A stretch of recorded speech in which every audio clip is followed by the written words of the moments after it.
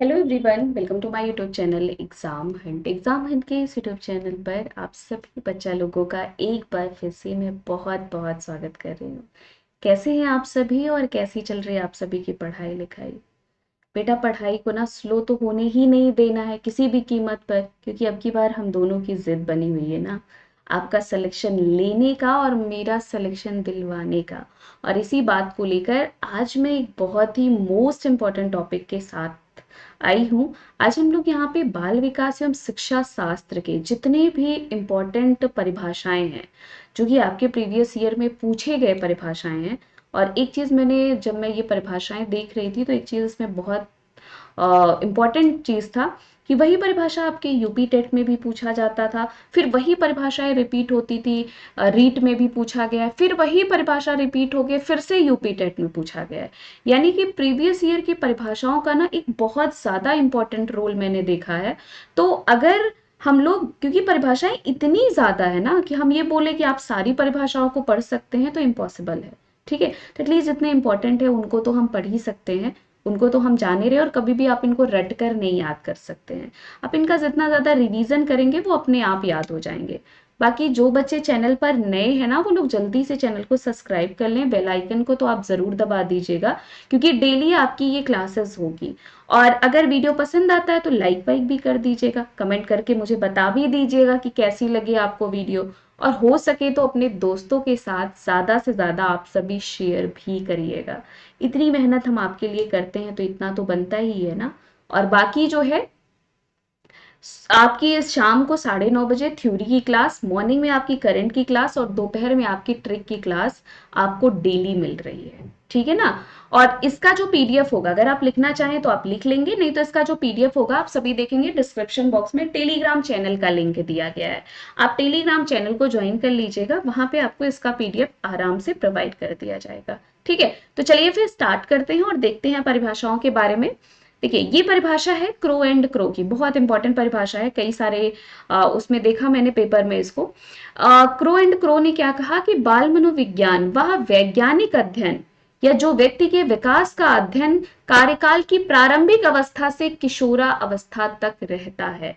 कभी भी आपसे अगर पूछा जाए ये किसकी परिभाषा है, तो आपको ऑप्शन में दिखाई देगा क्रो एंड क्रो। जैसे ही आपको क्रो एंड क्रो ऑप्शन में दिखाई देना, आपको तुरंत उन पे क्या कर देना है, टिक कर देना है। ठीक है ना। जेम्स ड्रेवर की ये भी परिभाषा बहुत ज्यादा इंपॉर्टेंट है, जितनी बार मैं कहूं कम है।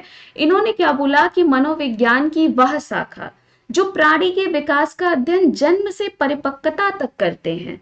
ये किसका कथन है? ये जेम्स ड्रेवर का कथन है। ठीक। अगला देखिए, अगला सिगमंड फ्रायड। इस पे तो बेटा आप जितनी बार मोस्ट लिख लीजिए ना, उतना तो आपका कम है। ठीक है, ये परिभाषा बहुत ज्यादा इंपॉर्टेंट है। सिगमंड फ्रायड ने क्या बोला था कि जो प्राणी है ना, वो 4-5 साल की उम्र में जो कुछ उसे बनना होता है वो बन जाता है, क्योंकि जीवन की प्रारंभिक अवस्था क्या होती है, उसके लिए सबसे महत्वपूर्ण अवस्था होती है। ठीक, ये परिभाषा मैंने, मतलब मैं ये तो नहीं बता सकती क्योंकि इतना मुझे याद नहीं है कि किस ईयर, लेकिन ये परिभाषा मैंने कई बार इसको देखा है, रिपीट हुआ है ये। तो आप सभी इस पे जितना भी स्टार लगा लीजिए वो कम है, और बाकी सारी परिभाषाएं आपकी सब इंपॉर्टेंट हैं। हरलॉक के अनुसार, हरलॉक ने क्या कहा कि बाल मनोविज्ञान का नाम क्या है, बाल विकास इसलिए बदल दिया गया है क्योंकि अब बालक के विकास के समस्त पहलुओं पर ध्यान केंद्रित किया जाता है, किसी एक पक्ष पर नहीं। क्योंकि आप सभी को पता है कि भाई बाल विकास से हमारा हर एक पक्ष संबंधित रहता है, और अगर एक भी पक्ष प्रभावित होता है तो दूसरा पक्ष उसको प्रभावित होना स्वाभाविक सी बात हो जाती है। इसीलिए हम सिर्फ किसी एक पक्ष पर नहीं जोर देते हैं, हम सारे पहलुओं पर क्या देते हैं, इन पे ध्यान देते हैं। डन। अगली हमारी परिभाषा है क्रो एंड क्रो की ही परिभाषा है। इन्होंने कहा कि बाल विकास जो है वो वह विज्ञान है जो बालक के व्यवहार का अध्ययन गर्भ से मृत्यु उपरांत तक करता है। ठीक है ना। ये परिभाषा भी बहुत ज्यादा इंपॉर्टेंट परिभाषा है, और ये किसकी परिभाषा है, क्रो एंड क्रो की ये क्या है, परिभाषा है। ठीक है, अगला हमारा नेक्स्ट देखते हैं। अगला है हरलॉक के अनुसार। हरलॉक ने क्या बोला था कि बाल विकास मनोविज्ञान की वह शाखा है जो गर्भाधान से मृत्यु उपरांत होने वाले मनुष्य के विकास की विभिन्न अवस्थाओं में होने वाले परिवर्तन का क्या करता है, अध्ययन करता है। ठीक है, आप सभी से पूछा जाता है, ये भी कई बार आया है कि किसका ये कथन है, तो आप सभी के ऑप्शन में दिखा रहेगा हरलॉक, और जैसे ही आपको हरलॉक का नाम देना बेटा, आपको तुरंत उन पे क्या कर देना है, टिक कर देना है। बाकी कहीं कोई डाउट होता है, प्रॉब्लम होता है, परेशानी होता है, तो बच्चा लोग आप जरूर पूछ लीजिएगा कि मैम ये चीज हमें नहीं समझ में आया है, ठीक है ना। और बताइएगा कमेंट करके कैसा लगा आप सभी को ये वीडियो जो मेरी मेहनत का है। मारिया मोंटेसरी ने क्या बोला है, मारिया मोंटेसरी ने बोला है कि बच्चों में सच्ची शक्ति का आवास होता है तथा उसकी मुस्कुराहट ही सामाजिक प्रेम और उल्लास का क्या है, आधारशिला है। ये कथन किसका है, तो आपके ऑप्शन में दिखेंगे मारिया मोंटेसरी, जिन्होंने क्या दिया था, हाँ, मारिया मोंटेसरी से ही प्रेरित होकर बाल केंद्रित शिक्षा के बारे में किसने बताया था, गीजू भाई बंधका ने, ठीक है। और मारिया मोंटेसरी ने किसके बारे में बोला था, बताइएगा सभी लोग कमेंट करके। मैं चाहूंगी कि आप सभी इसका आंसर बताएं कि मारिया मोंटेसरी जो थी वो किससे संबंधित थी। अगला देखिए, वुडवर्ड महोदय की अगर हम बात करते हैं तो वुडवर्ड महोदय ने आनुवंशिकता के संबंध में क्या कहा है, इन्होंने कहा है कि आनुवंशिकता और पर्यावरण का संबंध जोड़ के समान नहीं बल्कि गुणनफल के समान होता है। ये तो मोस्ट है, जितनी बार बोले उतना कम है, ठीक है। इन्होंने क्या बोला था, इन्होंने कहा था कि आनुवंशिकता और पर्यावरण का जो संबंध होता है वो जोड़ का नहीं बल्कि गुणनफल के बराबर होता है। यानी कि आनुवंशिकता गुणे क्या होता है, इन्वायरमेंट होता है, यही आपका क्या कहलाता है, डेवलपमेंट कहलाता है। डन सभी को, क्लियर। अगली देखिए परिभाषा, अगली परिभाषा हमारा गैरेट का है। गैरेट ने क्या बोला था, इससे अधिक निश्चित बात और कोई नहीं हो सकता कि आनुवंशिकता और वातावरण एक दूसरे को सहयोग देने वाले प्रभाव हैं जो दोनों ही बालक की सफलता के लिए क्या है, अनिवार्य हैं। ये परिभाषा किसकी है, तो आपके ऑप्शन में दिखाई देगा गैरेट का, और जैसे ही नाम आपको गैरेट का दिखाई देता है आपको क्या कर देना, उस पर टिक कर देना, ठीक है। एक देखिए, कॉर्ड, डगलस, स्मिथ और वैगिन ने क्या बोला था कि इस संसार में पैदा होने वाला हर एक बच्चा भगवान का एक नया विचार है और सदैव तरोताजा रहने या चमकने वाली क्या है, संभावना है। ये परिभाषा अगर पूछा जाता है तो आपको कार्ड, डगलस, स्मिथ और वैगिन अगर दिया रहता है नाम तो आपको क्या कर देना है, टिक कर देना, ठीक है। अभी देखिए, ये जितनी भी इंपॉर्टेंट परिभाषा एक वीडियो में तो बनाना इम्पॉसिबल है, मैं नहीं बना सकती, तो इसके 1 2 3 वीडियोस में जरूर लाऊंगी जिसमें, ताकि आपको एक बार सिर्फ एग्जाम जब आए आपको ना, तो आपको एक बार सिर्फ उनका रिवीजन करना रहे, ढूंढना ना रहे कि कहाँ हमने गैरेट वाला लिखा है, कहाँ ये वाला लिखा है, कहाँ वो वाला लिखा है, ये आपको नहीं करना पड़ेगा, ठीक है। अगला देखिए, फ्रॉबेल।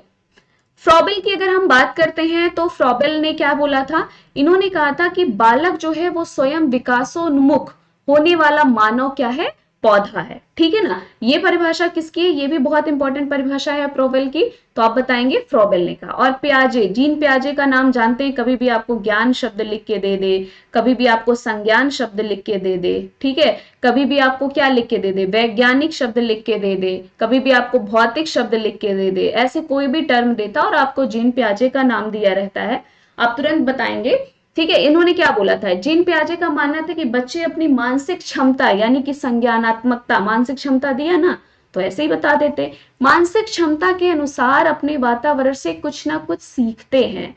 उस समय भी अगर बच्चे कुछ पाना चाहते हैं तो उसका सफल या असफल प्रयास जरूर करते हैं, ठीक है। ये कथन किसका है, ये प्याजे, क्योंकि प्याजे का क्या मानना था कि जो बालक होता है वो तो छोटा वैज्ञानिक होता है ना, वो जानना चाहता है क्यों है, क्या है, कैसे है, तो ये कथन किसका है, ये कथन जीन प्याजे का है। डन बेटा लोग, चलिए अगले पे देखते हैं। फ्राइड महोदय के अनुसार इन्होंने क्या बोला था कि बच्चा जो कुछ बनता है वो 5-6 की उम्र में बन जाता है।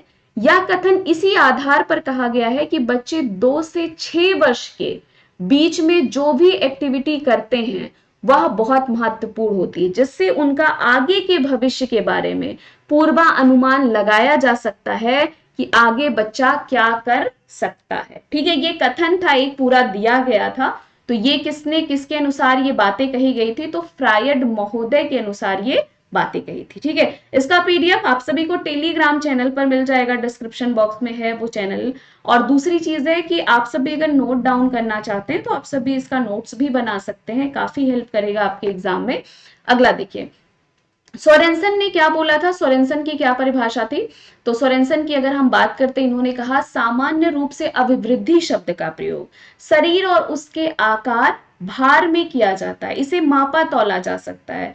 विकास का संबंध अभिवृद्धि से अवश्य होता है, पर यह शरीर में होने वाले परिवर्तनों को विशेष रूप से क्या करता है, व्यक्त करता है। ये कथन किसका है? तो आपके ऑप्शन में दिखेगा सोरेनसन का नाम, जैसे दिखेगा आपको क्या कर देना है, टिक कर देना। और हरलॉक ने क्या बोला था कि विकास अभिवृद्धि तक सीमित नहीं है, इसकी वजह इसमें पौड़ा अवस्था की लक्ष्य की ओर परिवर्तनों का प्रगतिशील क्रम भी इसमें निहित रहता है।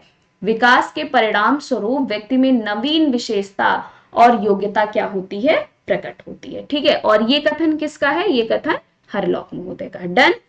अगला देखिए, स्किनर महोदय ने क्या बोला कि विकास प्रक्रियाओं का निरंतरता का सिद्धांत इस बात पर जोर देता है कि व्यक्ति में कोई भी परिवर्तन आकस्मिक नहीं होता है। ठीक है, ये स्किनर की बहुत ज्यादा इंपॉर्टेंट परिभाषा है, ये भी कई सारे उसमें जो है दिया गया है। देखिए अभी मैं बहुत आपको समझा नहीं रही हूँ, क्योंकि परिभाषाएं जो है ये एक आप नोट्स बना लेंगे, एक किनारे इसको लिख लेंगे, बाकी जब हम लोग टॉपिक पढ़ेंगे और जब वो सारी बातें होंगी ना, तो वहां पे हम आपको बहुत अच्छे से एक्सप्लेन करेंगे।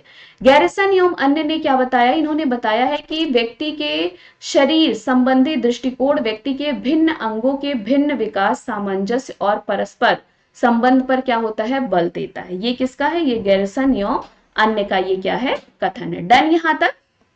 अगला देखिए, हरलॉक ने क्या बोला है।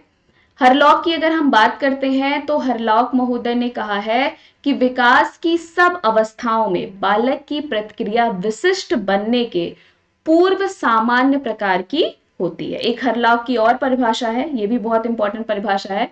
इन्होंने कहा प्रत्येक जाति, चाहे वह मनुष्य हो या पशु हो, अपनी जाति के अनुरूप ही विकास के प्रतिमान का क्या करती है, अनुसरण करते हैं। डन यहां तक सभी का।